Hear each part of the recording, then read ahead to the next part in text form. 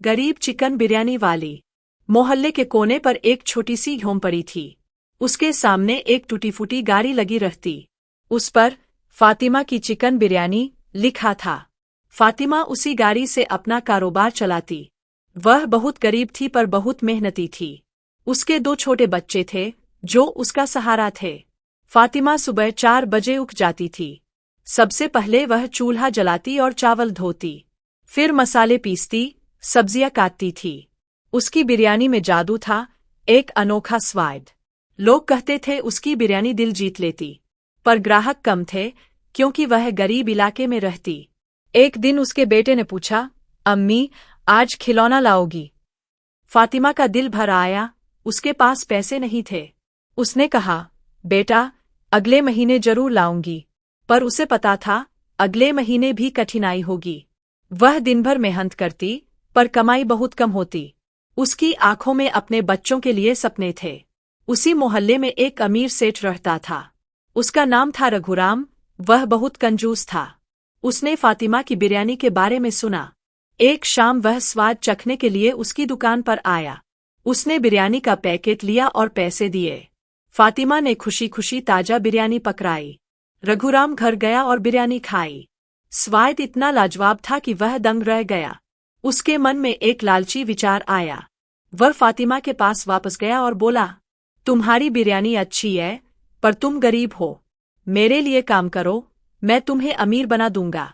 फातिमा ने पूछा, कैसा काम, सेठ जी? रघुराम बोला, तुम्हें अपनी रेसिपी मुझे बेचनी होगी।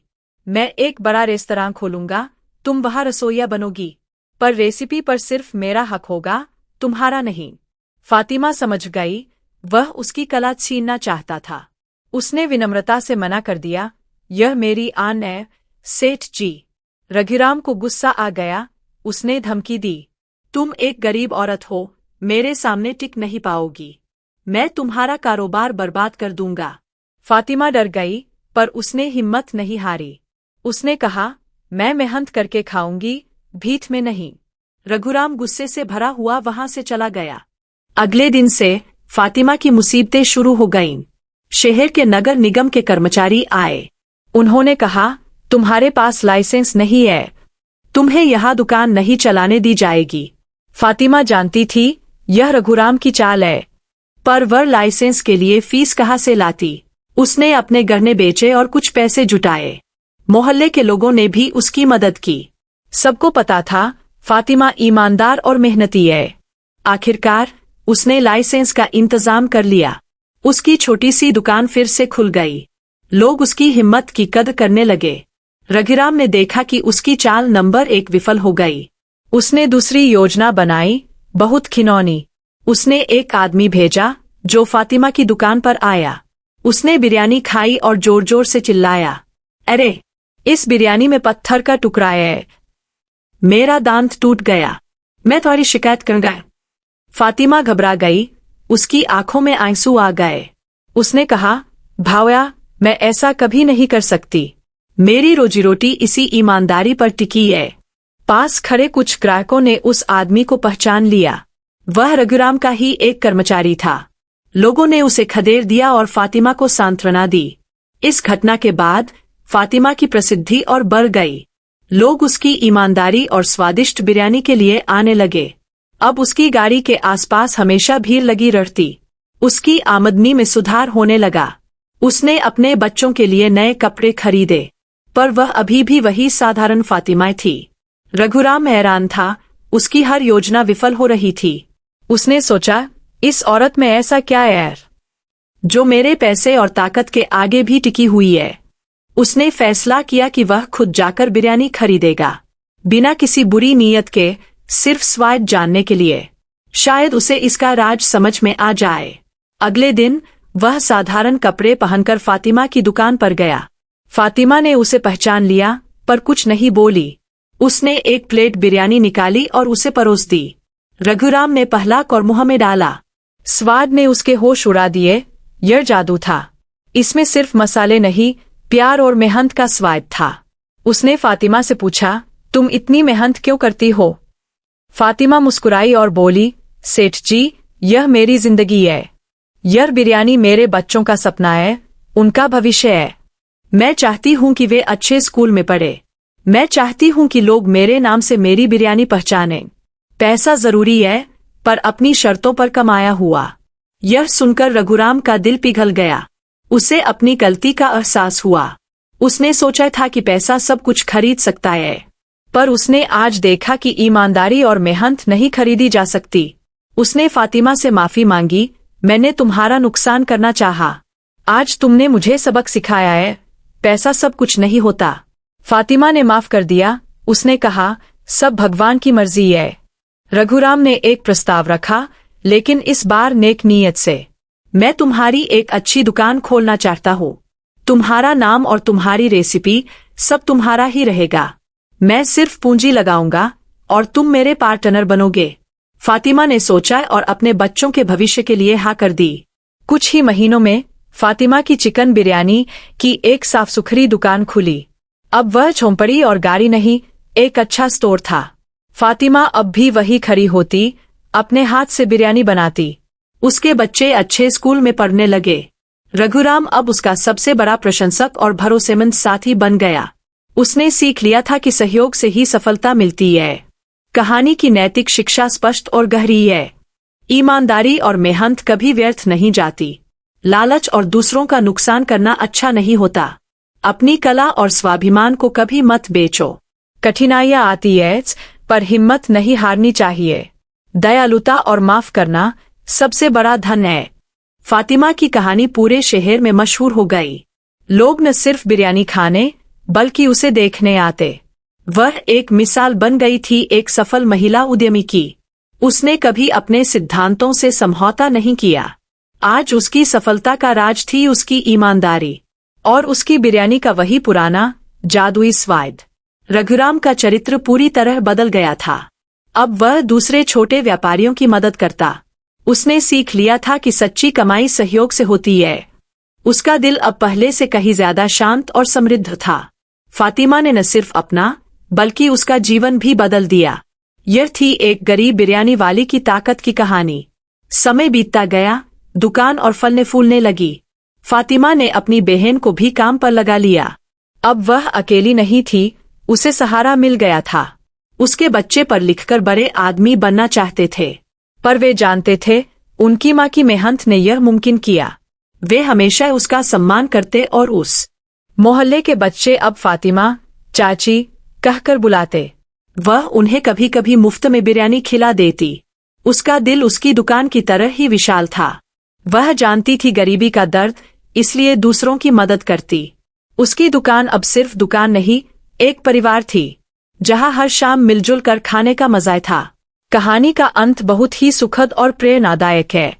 फातिमा ने साबित कर दिया कि इंसान की कीमत उसके पैसे से नहीं, बल्कि उसके चरित्र, उसकी मेहनत और उसके इरादों से होती है। उसने न सिर्फ अपने सपने साकार किए, बल्कि दूसरों के लिए एक राह दिखाई। वह सच्ची गरीब चिकन बिरयानी वाली से सफल उद्यमी बन गई। आज भी जब कोई नया ग्राहक उसकी दुकान पर आता, फातिमा उसे वही पुराना प्यार और सम्मान देती। वह भूली नहीं थी अपना वो संघर्ष भरा दिन, जब उसके पास एक छोटी सी गाड़ी और सपने थे। उसकी बिरयानी का स्वाद वही था, बस खुशियां ज्यादा थीं और ग्राहकों की संख्या अनगिनत हो गई थी। उसके बच्चों ने अच्छी पढ़ाई पूरी कर ली। बेटा इंजीनियर बना और बेटी डॉक्टर बनी, पर दोनों को अपनी माँ की बिरयानी सबसे प्यारी थी। वे कहते, अम्मी, तुम्हारी बिरयानी में दवा है थकान मिटाने की। फातिमा की आंखों में संतुष्टि की चमक थी। उसकी मेहनत रंग लाई थी, उसके सपने साकार हुए थे। रघुराम और फातिमा ने मिलकर और भी दुकानें खोलीं। हर दुकान पर फातिमा की तरह ईमानदार लोगों को रखा। उन्होंने गरीब बच्चों की पढ़ाई के लिए एक ट्रस्ट बनाया। अब उनका व्यापार सिर्फ पैसा कमाने का जरिया नहीं था, बल्कि समाज में बदलाव लाने का एक माध्यम बन गया। यह थी असली सफलता, जो उन्हें एक साथ मिली। कहानी से हमें यह शिक्षा मिलती है कि जीवन में चाहे कितनी भी मुश्किलें आए, अपनी ईमानदारी और सिद्धांतों से कभी समझौता नहीं करना चाहिए। सच्ची जीत वह है जहां आप अपना स्वाभिमान नहीं खोते। फातिमा ने दिखाया कि गरीबी एक अभिशाप नहीं है, बल्कि मेहनत और लगन से इसे एक वरदान में बदला जा सकता है। उसने अपनी किस्मत खुद लिखी, किसी के भरोसे नहीं बैठी। आज फातिमा की दुकान पर एक पुरानी तस्वीर लगी है। वह तस्वीर उस पुरानी टूटी फूटी गाड़ी की है, ताकि वह और उसके साथी कभी न भूलें कि यह सफर कहाँ से शुरू हुआ था। वह गाड़ी अब उनके ऑफिस में एक स्मारिका है, जो हर किसी को मेहनत और लगन का पाठ पढ़ाती है। मोहल्ले के लोग आज भी फातिमा को उसी प्यार से याद करते। वह उनके लिए एक हीरो है, एक सुपरवुमन। उसने न सिर्फ अपना जीवन संवारा, बल्कि पूरे इलाके के लोगों के लिए प्रेरणा बनी। कई और महिलाओं ने छोटे मोटे व्यवसाय शुरू किए। फातिमा ने उनकी हर संभव मदद भी की। एक बार की बात है, एक नौजवान लड़का दुकान पर आया। वह बहुत निराश था, उसका व्यवसाय चौपट हो गया था। उसने फातिमा से अपनी कहानी सुनाई। फातिमा ने उसे अपनी कहानी सुनाई और हिम्मत बंधाई। उसने कहा, डरो मत, फिर से शुरुआत करो। मेहनत और ईमानदारी तुम्हारा साथ देंगे। उस लड़के ने फातिमा की सलाह मानी और कुछ ही सालों में वह भी सफल हो गया। वह आज भी फातिमा को अपनी मार्गदर्शक मानता है। फातिमा की दयालुता ने एक और जिंदगी बदल दी। यही तो है असली संपत्ति, जो बांटने से बढ़ती है। और यही इस कहानी की सबसे बड़ी सीख है। अब फातिमा बुरी होने लगी थी, पर जोश वही था। वह अब भी दुकान पर जाती और लोगों से मिलती। उसके हाथों ने लाखों प्लेट बिरयानी बनाई थी।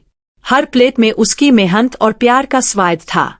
उसने सिखाया कि सफलता का कोई शॉर्टकट नहीं होता, बस एक रास्ता होता है, ईमानदारी और मेहनत का। उसकी कहानी एक किंवदंती बन चुकी थी। स्कूलों में बच्चों को उसके बारे में पढ़ाया जाता कि कैसे एक गरीब औरत ने अपनी कला से न सिर्फ नाम कमाया, बल्कि समाज को बदला। उसने साबित किया कि औरत चाहे तो क्या नहीं कर सकती, बस उसे मौका चाहिए और अपने पर विश्वास चाहिए। रघीराम अब फातिमा को अपनी बहन मानता था।